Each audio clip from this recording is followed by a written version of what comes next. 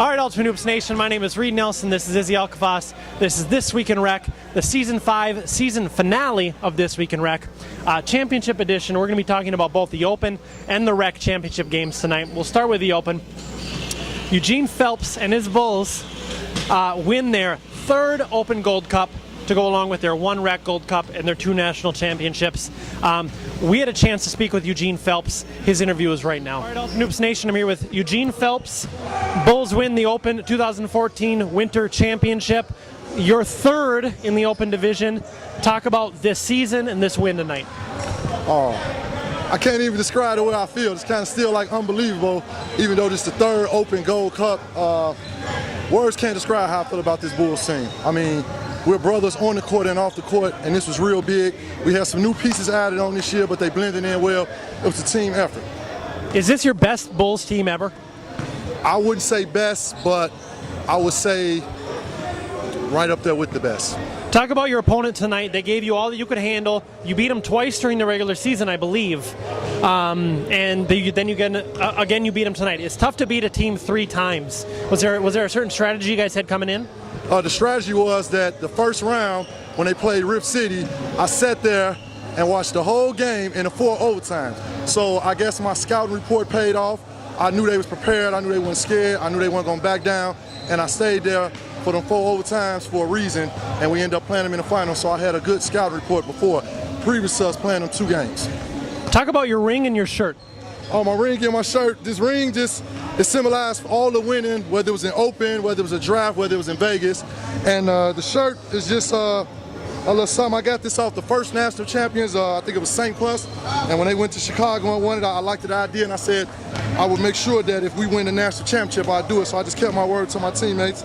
I like it, family like it, the kids like it. You got the uniforms and everything. Yes, I love it. This type of stuff right here, when my Ultimate Hoop days are over and I'm an old man and I can't move no more, I get to share this with my grandkids, my nieces and my nephews, because it's just memories that will never be taken away. Okay, the big question, now that we've moved on, or we are going to move on soon here, national championship in May. The rumor is the Bulls will not be defending their crown. Confirm or deny that rumor?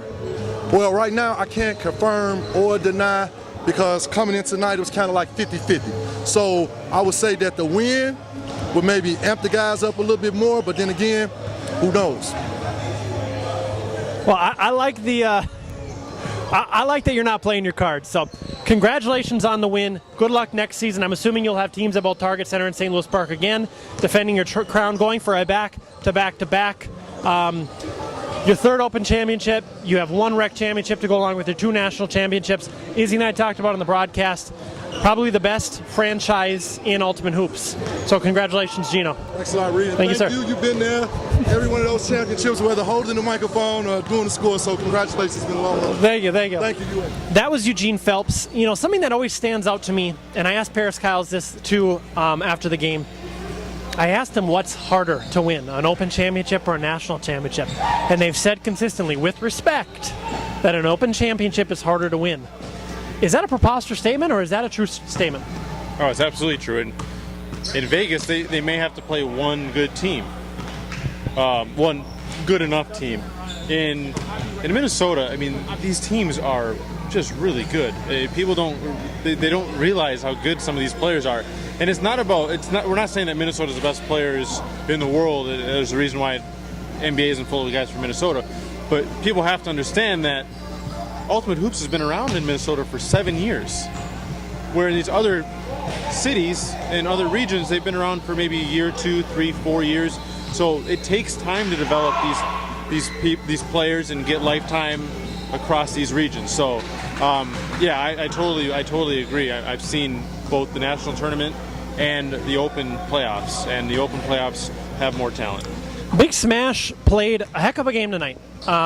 They kept it close. It fell apart a little bit for them at the end, but I thought they really showed up to play tonight. But the Bulls, they're just stacked from top to bottom. Yeah. I mean, it's almost not even fair. Other than Paris Kyles, or maybe not even Paris Kyles, who is the MVP of the Bulls tonight? Because really, they all kind of stood out. You know, it's hard to really pinpoint anybody. I mean, they all pitched in. and nobody stood out tonight. If you give it to somebody, I mean, you look at Adam Winters. You have a guy that imposing, and we were talking about it during the broadcast. We didn't call his name ever. Grant Dudinsky made a couple good big shots, couple threes, couple baseline jumpers. He was probably their most efficient player, but Paris Kyle is always going to be your best player because he just does all the little things that you don't notice when you're on the court, but when you're watching on the sidelines, he does everything, all the intangibles he's got, and he just makes it happen. So Eugene Phelps said there's an over 50% chance that they're going to be coming out to the national championship.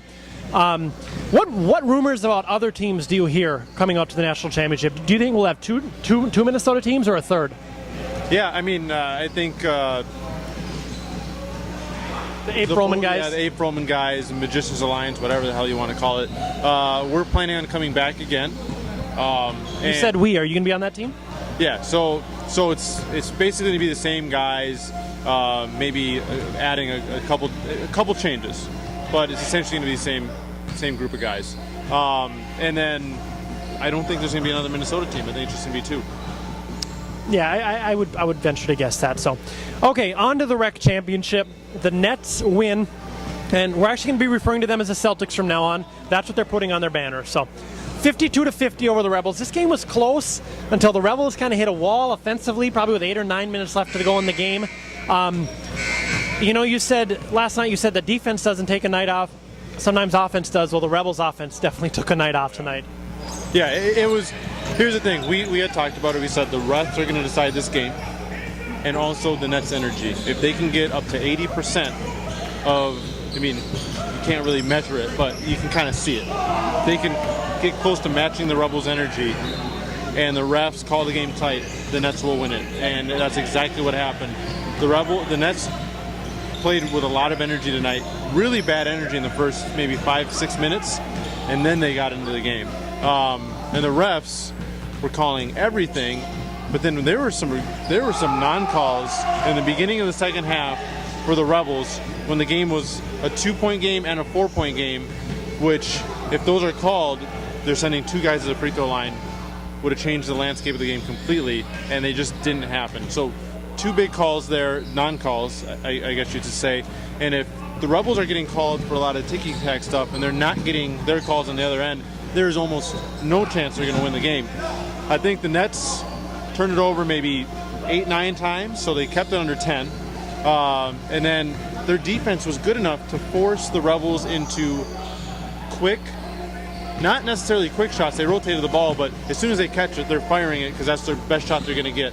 I would say half a dozen to a dozen in between their 6 to 12 shots that they just came down the court and they just flung it up there because they figured that was the best shot they were going to get. I think they shot 25% in the game as a championship team. It was really ugly for the Rebels. Yeah, I mean, I think there were a few questionable calls, but then again, the Ferber goaltending that favored the Nets, that favored the Rebels. So there was some questionable calls, and yes, probably the Rebels got the short end of the stick. I don't think it would have mattered in the end, but boy, their offense just looked bad. It was really bad, and their defense came. They showed up tonight. They did a good job on Marcus. Jansen, as always. Dupont did a good job on Ryan. Ryan hit a 3 in the corner in the second half.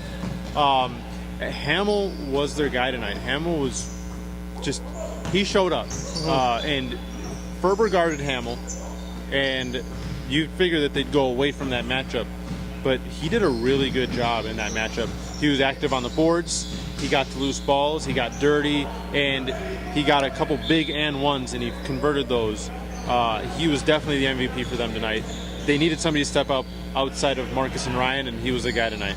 Well, and we actually had a chance to speak with Matt Hamill after the game. Here's what he had to say. All right, Ultimate Hoops Nation, I'm here with Matt Hamill of the Nets. This is your first Gold Cup. How does it feel?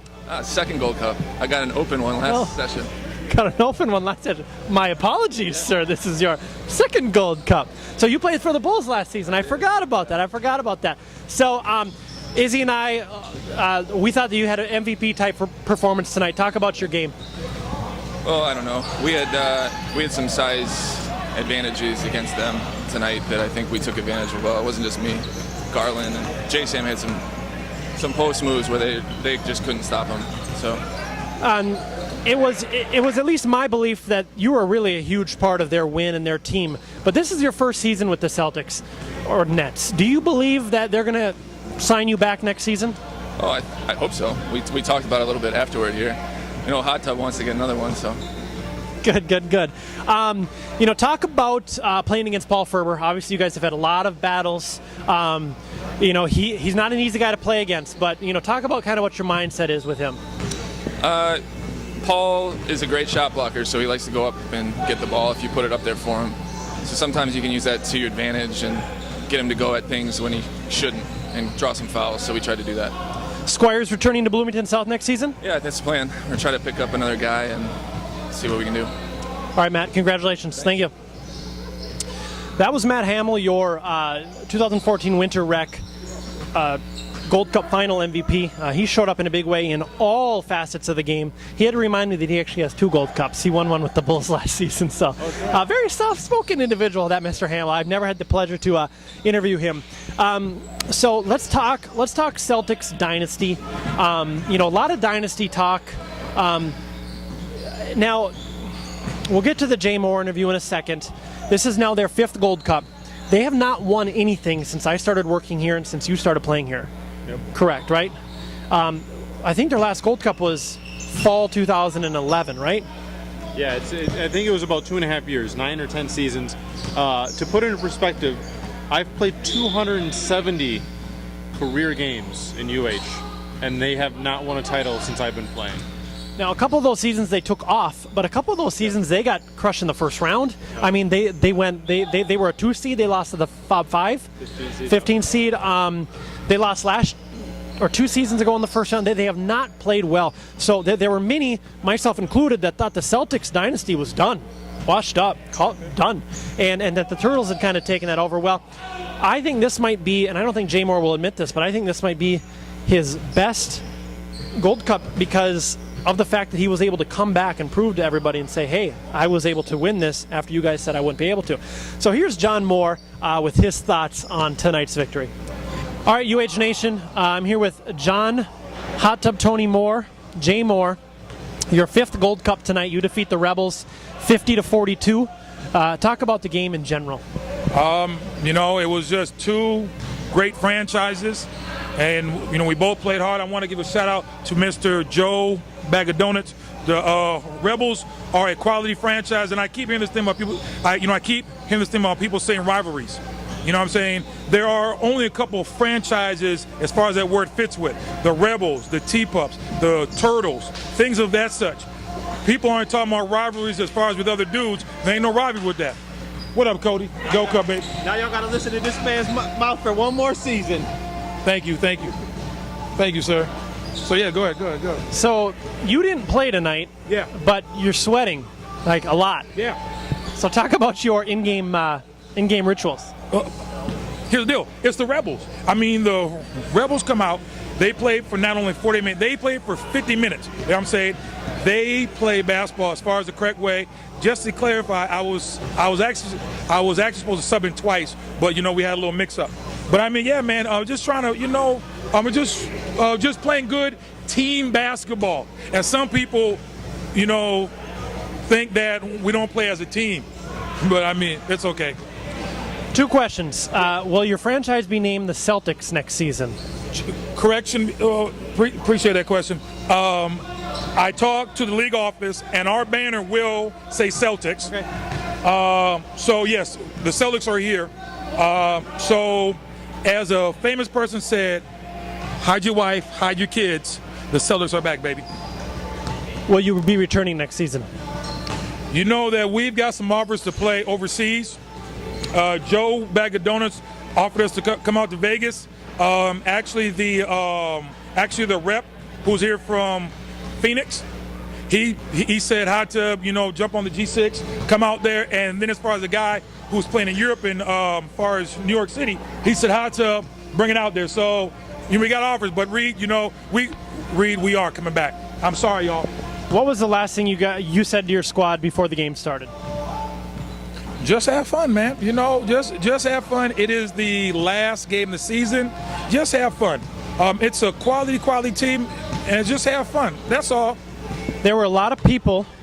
That's why I don't like me. No. There's a lot of people, myself included, that probably didn't think you guys would win another championship, that your days had passed. Now the reason I say that is I started working for Ultimate Hoops in February of 2012. You guys have not done anything significant since before that. So what do you say to those critics out there now that you've been able to put, this is a lot of people talk about the old Ultimate Hoops with the Celtics and the T-Pups and the Rebels and the new Ultimate Hoops where it's a little bit more balanced league, it's a deeper league. You guys have now won championships in both time periods. What do you say to those critics? To be honest with you, and people want to go by the numbers because I hear Izzy say this, and he said that as far as we only had one Gold Cup. No, we had actually two. We had two Gold Cups as far as the new format. But also, if people actually want to do the math and they list it, we actually set out seasons. During those seasons, the Turtles won. On the Turtles team, you have the Samuelsons. So, we weren't playing, but we were playing and we were winning. I mean, the format is a format. You had talent then. You have talent now. And, we just keep playing. If we win, we don't. So, but just do me a favor, at some point during this interview, if you could do a cutback to actually when it was the playing game, and I guarantee you the Gold Cup, and I kind of saw the look on you, and I saw Junis, I saw him talk, and y'all can play the interview now. And actually, cue it up. Yeah. Hit that right there. But I saw the look, and I was bold. But it's just the comments that you have. And if people want to do the numbers, we never played with a full roster until the playoffs, really. All of our losses, we never had a full roster. So it's kind of like you're saying we're not that good, yet we don't have a full roster. And I don't know. You guys hate me, and I love y'all. Hey, love is love. Appreciate y'all. Solid games, And to be honest with you, probably our best game was probably our playing game. Because them dudes, even with 4 dudes, they was on us, and that got us ready. All right, sir, congratulations on the win. We'll see you guys next season. And just the last thing, if I get it right here. Just want to give a shout out to No Show Smole, Jim Colvin, and our coach Amy. You know what I'm saying? And Jay Peterson, the whole Celtic family, Wheezy F baby. Hey, it is what it is, and hopefully, I mean, now we get a little thing up there, which y'all probably won't give us a. You probably won't give us a banner. No, you know what I'm saying? You'll probably even get a banner. My name. But hey, appreciate you, man. Hey, man, you're doing a great job. Thank y'all, Rebels. Y'all some ballers. Thank you, sir. That was John Moore, and again, he's going to put the banner up as a Celtic, he said. And he said they'll be back next season. He already said that Hamill's going to come, or Hamill said that he wanted to come back. Any other thoughts about the Nets/Celtics? No, I mean, they earned it. We talk about this all the time, and we mentioned in the broadcast. Rec is about effort. If you bring the effort, anybody can win. And Jay Moore is always, the Fab Five are the worst champions ever. This team is the best champion. It's not about that in rec. It's if you're going on individual talent, then you can make arguments certain ways. But if you're talking about teams, it's a completely different argument. You look at the Rebels; they earned the respect to be not the worst franchise to ever win a title, and they did it based on effort and defense, not about their offensive talent, as we saw tonight. It was awful. So they haven't brought the effort. They won their championships before, I'm assuming, based off of just pure talent, and they only had to make it to the Final Four, which they probably breezed through, and then you win 2 games and you're good. Nowadays, you really have to grind out these games. I mean, they didn't show up against the Red Devils, and they almost gave that game away, and the Red Devils were shorthanded. So, I mean, that's a game that they didn't really give the effort. And the Muskies playing game, which Jay Moore mentioned as one of the harder games on the way here, if Zach McRae doesn't go out with an injury and pull down to 4, we might not even be talking about this tonight because they were tied in that game, and even at 4-on-5, they were struggling to put the Muskies away. So, Yeah, and that's the thing. They didn't come with the energy. The Fab Five, I mean, you and Briggs talked about the best games, and based on what we were told, the Fab Five Nets game was one of the better games in the playoffs, and they showed up for that game. And it was 2 teams that wanted to win that game, and they came out ahead. And it was similar to the Rebels game. I mean, they were, Fob was a little bit better offensively, but the games were grinded out. Both these games were grinded out, and kudos to them. Here's the thing: we do this as this is our thing. We have to be call it as we see it, and I call things how I see it. I don't think the Nets and the Celtics were as good as they've been. These last 4 games haven't been what they've shown us for the past 5-6 seasons, cumulative seasons that they've played. So it's not us being haters or us not giving them the respect. It's they haven't played this way for that long. So don't blame us, blame yourselves. Now, they came out to play and they got it done, and congratulations to Jay Moore. I like the guy personally. I really do. I think as an individual outside of basketball, he's a good guy and people like him. And I've always said I like Jay Moore as a person, but Jay Moore I hate. But that's what is good about our league.